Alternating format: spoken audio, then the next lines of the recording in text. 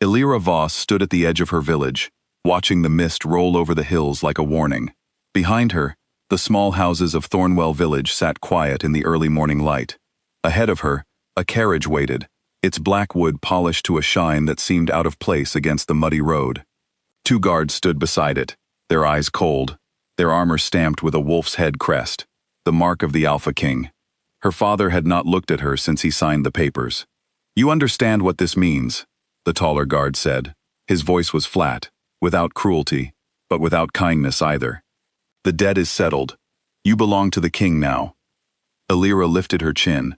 She would not let them see her hands shake. "I understand." She climbed into the carriage without looking back at her father. Though she heard him call her name once, his voice breaking, she did not answer. If she turned around, she would cry, and she had promised herself she would not cry in front of these men. The journey north took 3 days. The land changed as they traveled. The soft green hills of her home gave way to sharp mountains and dark forests, until finally, the carriage arrived at a fortress that seemed carved from the mountain itself. Gray stone walls rose higher than anything Illyra had ever seen, and banners bearing the wolf crest snapped in the wind atop every tower. This was the home of Draven Ashgrave, Alpha King of the Northern Territories, the man whose name alone made grown warriors go quiet. She was led through corridors of cold stone, past guards who did not meet her eyes, until she reached a large door carved with images of wolves running through snow. A servant knocked twice, then opened it. The room inside was dim, lit only by a fire in a great stone hearth. A man stood near the window, his back to her, looking out over the mountains. He was tall, broad-shouldered, dressed simply in black, with no crown, no jewels, nothing to mark him as a king except the way the room itself seemed to bend around his presence. "Your Majesty," the servant said, "the girl has arrived." The man did not turn around right away. When he finally did, Illyra found herself looking into eyes the color of storm clouds, gray, sharp, and utterly unreadable. He studied her for a long moment, the way one might study a ledger, checking that the numbers added up. "So," he said, "this is what your father's debt was worth." Illyra's spine straightened. She had expected many things from this meeting: anger, mockery, even threats. She had not expected to feel like an item being appraised. "I am not a piece of furniture, Your Majesty. I would appreciate being spoken to as a person." Something flickered across his face. Surprise, perhaps, though it vanished so quickly she could not be sure. "A person," he repeated, as if testing the word. "Very well, person. You will be given a room in the East Wing. You will not leave the fortress without an escort. Beyond that, I have no interest in you." He turned back to the window, clearly finished with the conversation. Illyra stood there, stunned by the coldness of it, but also strangely unbothered. She had feared cruelty. She had feared worse, indifference. She could survive. "That is all?" she asked. "That is all," he said, without turning. "A servant will show you to your room." She left without another word, though she noticed, just before the door closed, that his shoulders had tensed, as though her presence had disturbed something he could not name. The days that followed settled into a strange rhythm. Illyra was given a room with a large window overlooking the mountains, finer than anything she had known in Thornwell. She was fed well, left alone, and mostly ignored by the king, who seemed to spend his days locked away with advisors and maps, dealing with matters she was not permitted to understand. But Illyra was not a woman who could sit quietly and be ignored for long. She began to explore the fortress, first in small ways, walking the gardens, speaking with the kitchen staff, learning the names of the guards who no longer looked away when she passed. She found that the servants spoke of their king in hushed, careful tones, as though even mentioning him too loudly might summon some disaster. He was not always so cold, an old woman named Marta told her one evening, as they sat shelling peas in the kitchen. Before the coup, he used to laugh. "I remember it." "What coup?" Illyra asked. Marta's hands stilled. "That is not my story to tell, child. Ask the king, if you dare, though I doubt he will answer." Illyra turned the words over in her mind for days afterward. A coup. A king who used to laugh. The pieces did not fit the man she had met. The man who looked at her like she was an entry in a ledger. She began to notice things others might have missed. The way Draven's hand sometimes rested on the hilt of a dagger when certain advisors entered the room. The way one man in particular, a silver-haired lord named Cassian, watched the king with eyes that held something other than loyalty. The way the guards changed their patterns every few nights, as if expecting an attack that never quite came. One evening, walking the halls later than she should have, Elira heard raised voices from behind a heavy door. She should have walked away. Instead, she paused and listened. "The northern packs grow restless," Cassian's voice said. "They see weakness in you, Draven.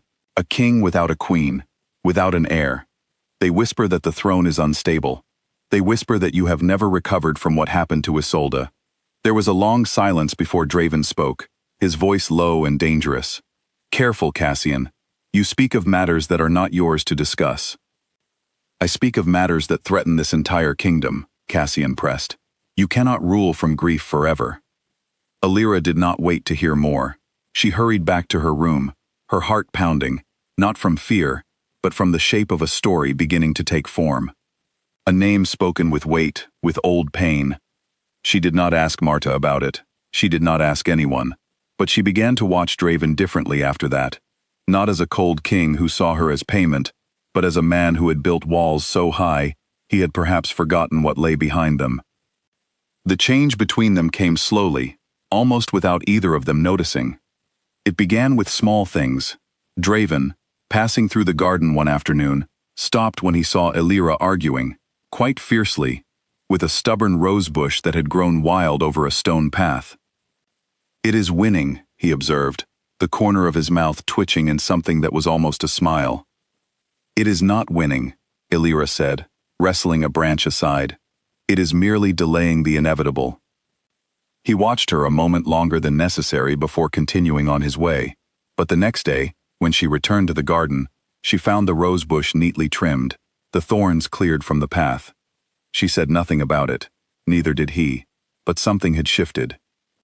Over the following weeks, their paths crossed more often, not by her design, and certainly not, she told herself, by his.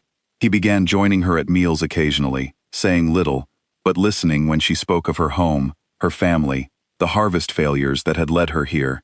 She, in turn, found herself watching him differently, noticing the exhaustion beneath his composed expression, the way he carried the weight of his kingdom like a physical burden. "You do not have to prove anything to me," she told him one evening, as they sat by the fire in the great hall, the rest of the household long since retired. "I am not here to judge you." "You judge me constantly," he said, though there was no malice in it. "I see it in your eyes when Cassian speaks."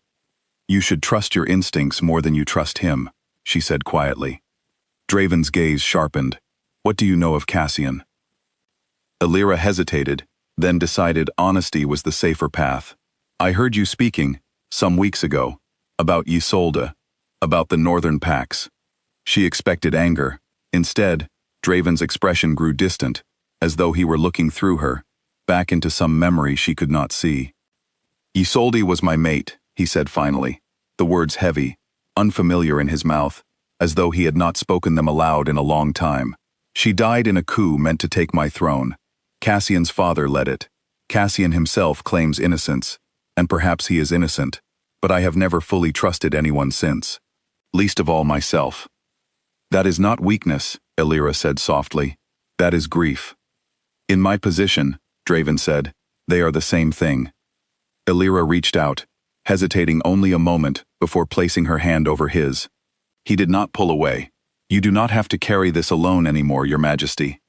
For the first time since she had arrived, Draven Ashgrave looked, not like a king, but like a man who had been drowning quietly for years, finally allowing himself to breathe. But peace, Elira would soon learn, was rarely permitted to last. It was Marta who came to her one night, her face pale with worry. "Cassian's men have been seen near the eastern gate," she whispered. "There is talk of unrest among the northern packs. They say the king has grown soft, distracted by a human bride who was never meant to matter." Elira's blood ran cold. She found Draven in his study, poring over maps with two of his most trusted commanders. "Cassian is moving against you," she said without preamble. Draven's head lifted sharply. "How do you know this?" Marta heard it from the kitchen staff, who heard it from the stable hands. Whatever plan Cassian has, it is already in motion, and it involves the northern packs believing you are too weak, too distracted, to hold your throne. One of the commanders exchanged a look with Draven. Cassian requested to see her this afternoon, Your Majesty. Alone, we assumed it was a courtesy. Draven's expression darkened. Where is she now, if not with him? Here, Ellyra said. I have been here all afternoon. But even as she spoke, a guard burst through the door, breathless. Your Majesty, Lady Ellyra's room. It has been searched. Her belongings are gone. Ellyra frowned. I do not understand. I am standing right here. The guard's eyes widened in confusion, and it was in that moment that Draven understood what Cassian intended, not to take Ellyra by force, but to convince the packs that she had already vanished, that the king's grief-driven distraction had cost him everything, opening the path for a new leader to rise in the chaos. He means to stage your disappearance, Draven said grimly, and blame it on my failure to protect this kingdom. Then we must stop him before the story spreads, Ellyra said. Draven's gaze met hers, something fierce and certain settling into his features, the look of a king remembering, finally, why he had once been feared and respected in equal measure. We will stop him, together. That night, Draven called his most loyal commanders and addressed the fortress directly, revealing Cassian's plot before it could take root. Cassian, confronted with the truth and unable to explain the fabricated evidence in his chambers, was stripped of his title and exiled from the northern territories, his ambitions collapsing under the weight of his own scheme. The northern packs, seeing their king act swiftly and decisively, not as a man distracted by grief, but as one guided by clarity and purpose, found their doubts silenced. In the quiet days that followed, Draven found Ellyra in the garden once more, kneeling beside the rose bush that had, against all odds, begun to bloom. I once told you that you were merely a debt paid, he said, standing beside her. I was wrong. Ellyra rose to meet his eyes. Then what am I now? The only thing in this kingdom I am unwilling to lose, he said simply. And there, beneath the mountain sky, the Alpha King who had once seen her as payment, finally allowed himself to want her, not as a debt settled, but as a queen chosen, freely and completely, for exactly who she was.